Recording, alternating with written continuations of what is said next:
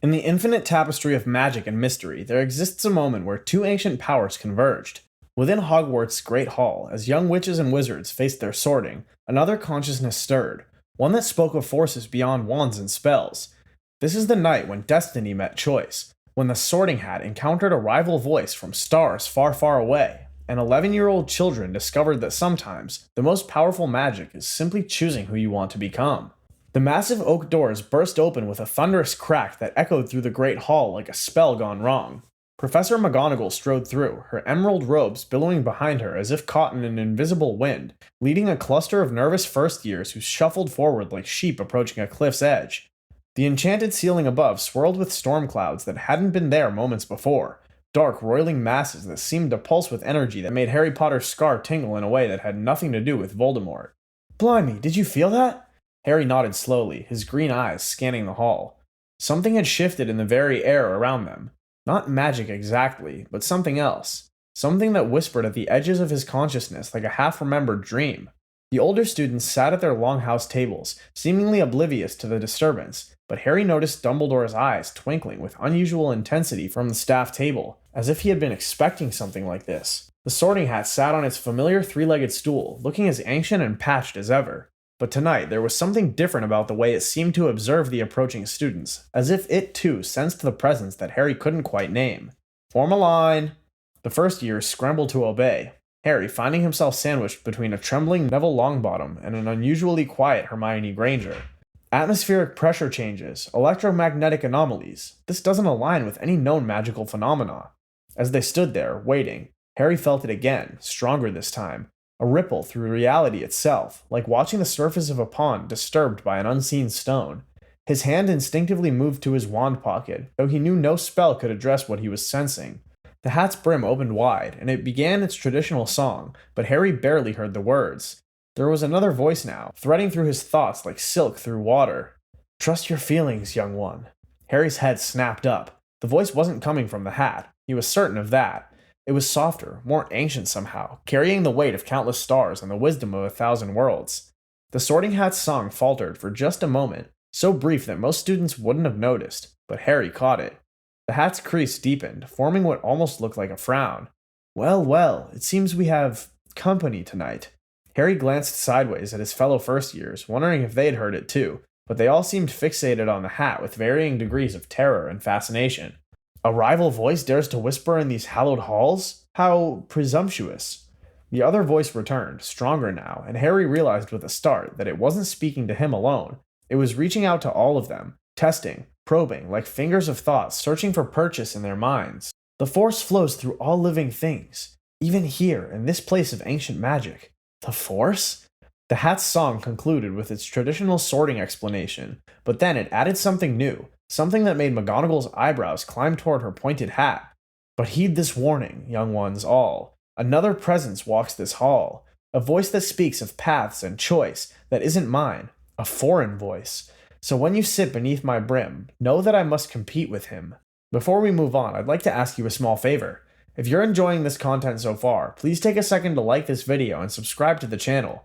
Over 98% of you watch these videos without subscribing. Imagine what we could accomplish if everyone subscribed. We all thank you for your continued support. Granger, Hermione.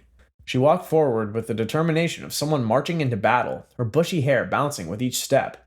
As she sat on the stool and McGonagall lowered the hat onto her head, Harry watched her shoulders tense. Inside Hermione's mind, a debate was raging. Ah yes, brilliant mind, absolutely brilliant. You could achieve greatness in Ravenclaw, you know. The House of Wit and Learning would embrace you like a long-lost daughter. You belong with the wise. Ravenclaw is your destiny. Feel it calling to you. Hermione's hands gripped the edges of the stool. No, that's not how this works. The hat sort's based on your qualities, not on some mysterious force trying to influence you. My dear girl, you're arguing with two different entities about your own mind. How wonderfully Gryffindor of you. Knowledge is power. In Ravenclaw, you would unlock secrets beyond imagination. But bravery is choosing what's right over what's easy. And right now, something is trying to manipulate this sacred tradition, and I won't stand for it. You argue with the very forces trying to place you, yet you do so with such fierce conviction. There's only one place for such stubborn courage. Gryffindor! The Gryffindor table erupted in cheers as Hermione, looking slightly dazed but triumphant, made her way toward them. Did you hear it too? There was another voice, trying to. But her words were drowned out by the next name being called. Weasley, Ron! Ron approached the stool like a man walking to his own execution, his long nose practically glowing red with anxiety. The hat dropped onto his head, sliding down to cover his eyes. Another Weasley. I know just where to. Wait, you could rise, become something more than just another Weasley. In Slytherin, you would forge your own path, cast your own shadow. Ron nearly jumped off the stool. Slytherin? Are you mad? My mother would murder me. Actually, murder me with a wooden spoon. Oh, the mental image of Molly Weasley with a spoon is indeed terrifying. But this voice raises an interesting point, young Ronald. You do want to stand apart from your brothers, don't you? Not in Slytherin. I'd rather be a squib. I'd rather be sorted into the kitchen with the house elves. I'd rather power awaits you in the house of serpents. I don't want power. His ears turned the color of a particularly vibrant sunset. I want to be brave, like my brothers, like my parents. Please, just put me where I belong. Ah, there it is. The courage to reject temptation, to choose loyalty over ambition. That kind of stubborn bravery? Pure Gryffindor, through and through. Gryffindor! Ron practically sprinted to the Gryffindor table, his relief so palpable that Fred and George actually stopped their betting pool on sorting times to pat him on the back. Longbottom, Neville! Neville's journey to the stool involved two stumbles, one near collision with a floating candle, and what appeared to be a brief argument with his own robes about which direction they should face. Oh dear, so much fear, young one, but beneath it, do not let fear guide you. Fear is the path to the dark side. Fear leads to anger. Anger leads to, would you please stop quoting ancient philosophies and let me sort this boy? Neville, caught between two arguing voices in his head, did what came naturally. He started crying. Not dramatically, just a quiet, steady leak of tears. Please, just put me in Hufflepuff. I'm not brave. I can't even remember the password to my own trunk.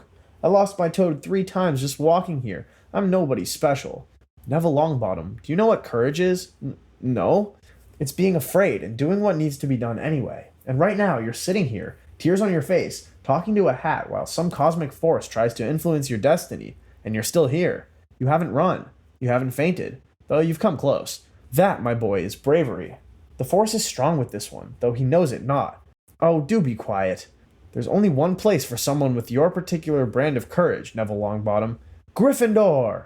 Malfoy, Draco! The pale boy swaggered forward with the confidence of someone who'd been practicing this walk in front of a mirror. The hat barely touched his head before the other voice struck. Your destiny could shine elsewhere. Imagine the surprise on your father's face if you chose a different path. What? Slytherin! Wait, did something just... You could have been different. You could have chosen... I chose nothing. I'm a Malfoy. We've been Slytherins for centuries. I don't need some disembodied voice telling me about choices. Oh, that was delightful. The voice of temptation, rejected by ambition itself. How poetic. Potter, Harry! The hall erupted in whispers. Harry walked forward, feeling every eye upon him. Ah, Harry Potter, I've been waiting for you.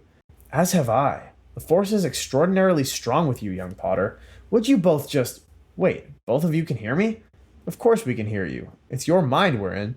Trust your instincts. Follow the path of light. You know where you belong. Light, dark, it's all very dramatic. Let's focus on what really matters. You have courage, plenty of it. Loyalty, too. A sharp mind, though you don't always use it. And power. Oh yes, significant power. Slytherin would help you on the way to greatness. That is not your destiny. The dark side offers power, but at a cost you're not willing to pay. Not Slytherin. Not Slytherin. Not Slytherin, eh? But you could be great. Well, everyone stop talking at once! There was a moment of surprised silence. You know what? Any boy who can shout down both an ancient magical artifact and whatever this cosmic interference is, well, there's only one place for that kind of nerve. Gryffindor! As the last student was sorted, McGonagall picked up the hat and the stool. But before she could leave, the hat spoke again. Headmaster, we need to discuss tonight's irregularities. Dumbledore rose, his half-moon spectacles glinting. Indeed? How fascinating. Perhaps you could elaborate for our young students. After all, education comes in many forms. There was another presence tonight, a force, if you'll pardon the expression, that sought to influence the sorting. It spoke of destiny and choice, of light and dark, as if these children were pieces on some cosmic game board. And yet, every student ended up in their proper house. Perhaps this visitor was merely testing the waters, or perhaps it was invited to remind us that choice matters. Testing? Invited? It tried to send a Weasley to Slytherin. Do you have any idea how much paperwork that would have caused? Perhaps our visitor was simply reminding us that choice, true choice, is what defines us. After all, it is our choices, Harry, that show what we truly are, far more than our abilities. Fascinating how certain experiments can illuminate such truths. Later that night, Harry dozed off in the common room's best armchair. In his dream, he found himself in a strange misty space where the Sorting Hat sat on an ethereal stool, facing a shimmering blue figure whose features kept shifting. Sometimes an old man with wise eyes, sometimes a creature with long ears. So, you're from a galaxy far, far away, are you? Distance is relative, as is time. What matters is the lesson. Oh, good, a philosopher. Just what Hogwarts needs. We don't have nearly enough cryptic wisdom floating around, what with Dumbledore and his lemon drops. You sort by nature, and you meddle by nature, apparently. Choice defines nature. A person chooses to be brave, chooses to be cunning, chooses to interrupt a perfectly good sorting ceremony with mystical nonsense. Is it not better that they choose their path with full knowledge of the alternatives? Is it not better that they trust the wisdom of a 1,000-year-old magical artifact that has literally never been wrong? Never? Well, there was that one incident with Mundungus Fletcher, but in my defense, he smelled like cabbage and threw off my concentration. Perhaps we are not so different. We both guide. We both seek the best for these young ones. Perhaps, but next time maybe send an owl first, and I suspect Dumbledore knew exactly what he was doing when he allowed you in tonight. May the Force— oh, don't start with that again. You were mumbling about forces and hats. Thought you were having another you-know-who dream. No, it was different. Like the hat was arguing with someone about whether we choose who we are or if we're just sorted into it. That's actually a fascinating philosophical question. Determinism versus free will in the context of magical selection processes. Hermione, it's nearly midnight. Can we save the big brain stuff for tomorrow? Do you think we would have ended up in the same houses even without the sorting hat? Like if we'd just chosen for ourselves? I'd have chosen anywhere but Slytherin, so probably, yeah. I'd have chosen based on academic achievement statistics, but I suppose I did argue my way into Gryffindor anyway, didn't I? They sat in comfortable silence for a moment, the fire crackling in the grate. You know what I think? I think it doesn't matter whether it's a hat, or a force, or just us making choices. What matters is what we do after we're sorted. That's when the real choices begin. That's very, very deep, Harry. Also, I'm going to bed before Hermione assigns us essays on it. As they climbed the stairs, Harry took one last look at the common room. The hat had said he would have been great in Slytherin. The voice had urged him toward the light. But in the end, Harry Potter had chosen for himself, and that, perhaps, was the greatest magic of all. The portrait hole swung open briefly, admitting a cold draft that carried with it the faintest echo. Well done, young one. Well done indeed. Or perhaps it was just the wind. Either way, Harry smiled and headed to bed, ready to face whatever tomorrow would bring.